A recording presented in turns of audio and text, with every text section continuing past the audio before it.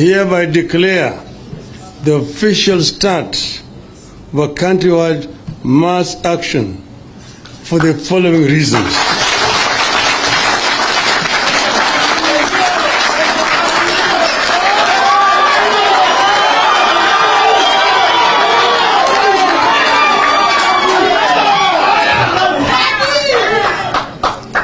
Number one, the high cost of living in Kenya, which is as a result of massive looting of the public resources and heartless withdrawal of subsidies to food, fuel, and education by the Kenya Kwanza regime in the middle of a drought and economic meltdown.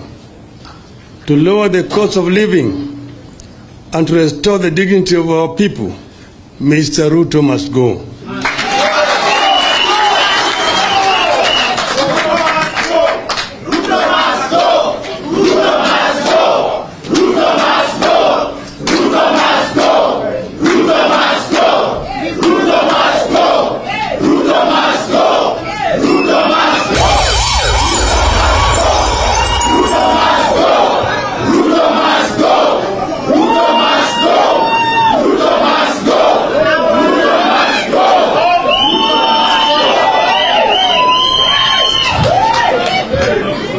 Number two, the overtaxation by this illegitimate regime is killing our businesses, impoverishing families, and damaging opportunities for investments. This must immediately stop for Kenya to economically recover. For this reason, Mr. Ruto must go.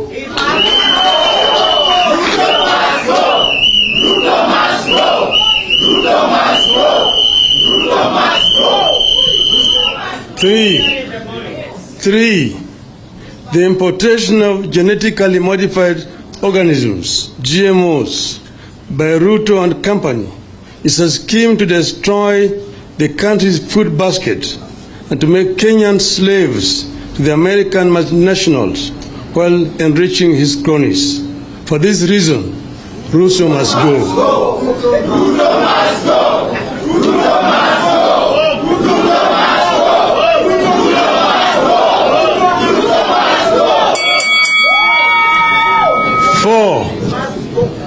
Four, the attempt by Kenya Kwanza regime to single-handedly reconstitute the Independent Electoral and Boundaries Commission by forming a William Ruto Electoral Commission is a reckless misadventure that is intended to wreck this country. The IBC selection panel is a puppet of Ruto, of Mr. Ruto clique that intends to create 7 Chebukatis who will aid him in stealing the 2027 general elections. For this reason, Ruto must go. Ruto must go. Ruto must go. Ruto must go. Ruto must go. 6.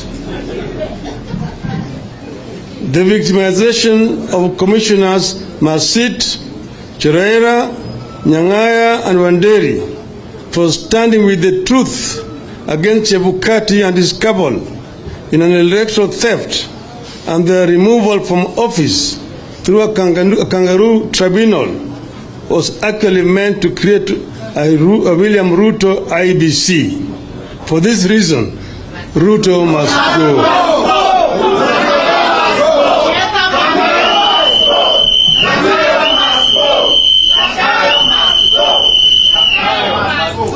7, the contempt with which the Supreme Court treated the Azimio One Kenya presidential petition is the epitome of judicial thuggery. From the judge's subservient and unprofessional, physically biased remarks and the recent public dalliance with Ruto, the Supreme Court judges confirm Ruto's complete judicial capture. For this reason, Ruto must go.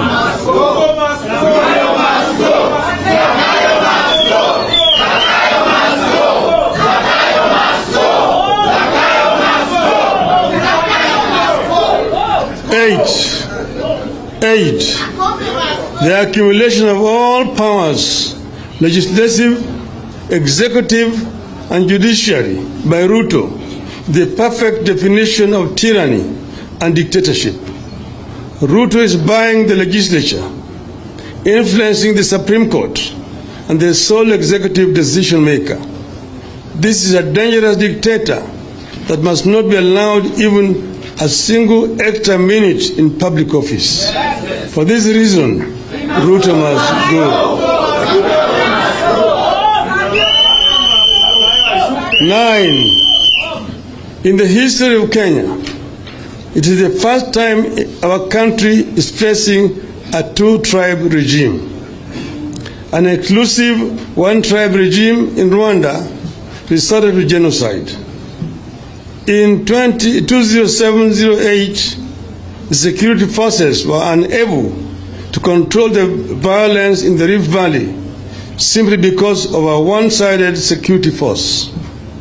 Kenya Kwanza is a one-sided illegitimate regime that is planting seeds of ethnic hegemony for a future genocide in Kenya. Only 2 communities are getting appointed to public service. For this reason, Ruto must go.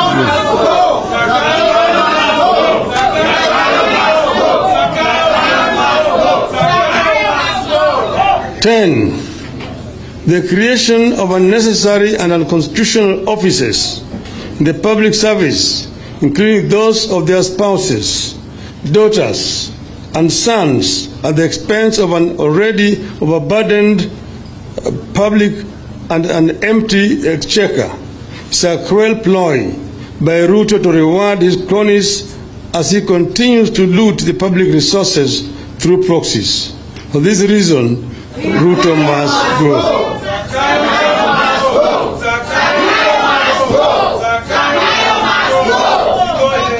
11.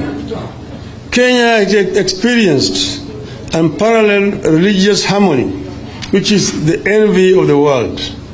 The attempt by Ruto to divide this country along religious and sectarian lines must stop.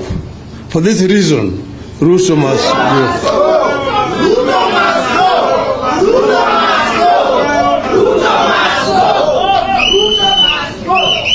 12. The tribalization and ethnicization of our civil service by this illegitimate regime through targeted sacking and firing of legitimate public appointments is a career killer and a recipe for future genocide. For this reason,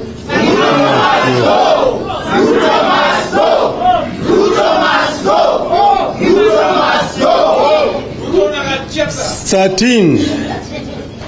Even though the case was stopped, the murder of the ICC witnesses did not and cannot relieve anyone of responsibility for crimes against humanity. We know only too well what Ruto is capable of doing.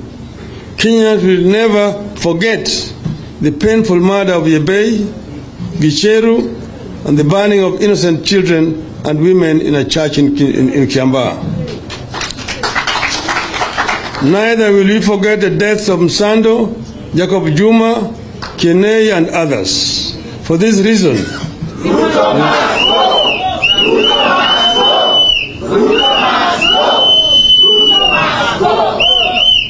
14.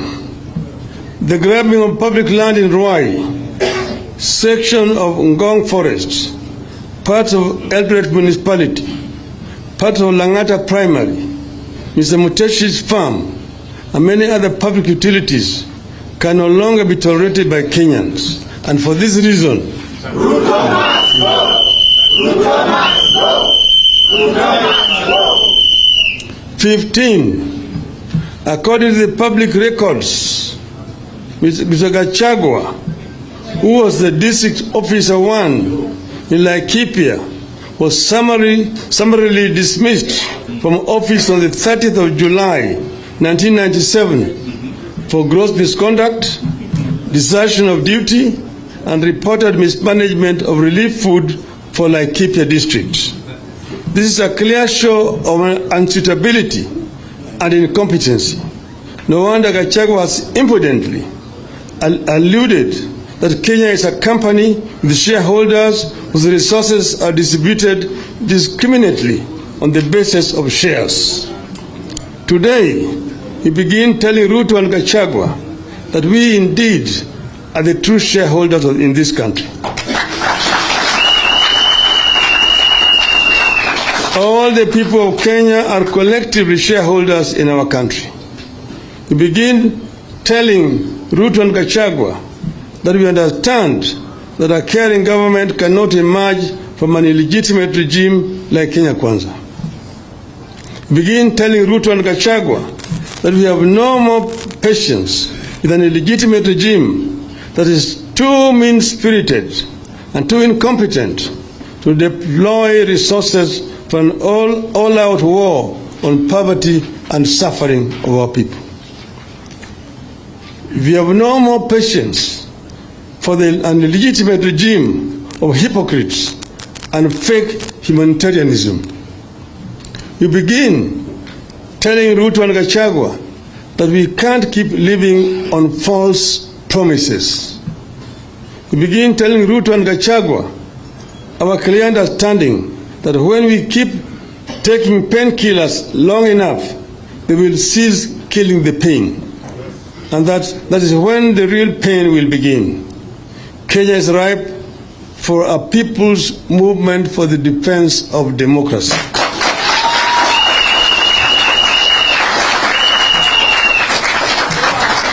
And the process begins today, here and now.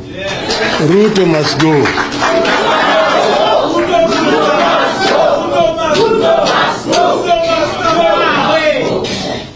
We launch a campaign of defiance of peaceful picketing, peaceful protests, boycotts, strikes, disobedience, peaceful petitions, peaceful sit-ins, and peaceful demonstrations, and it begins today and now.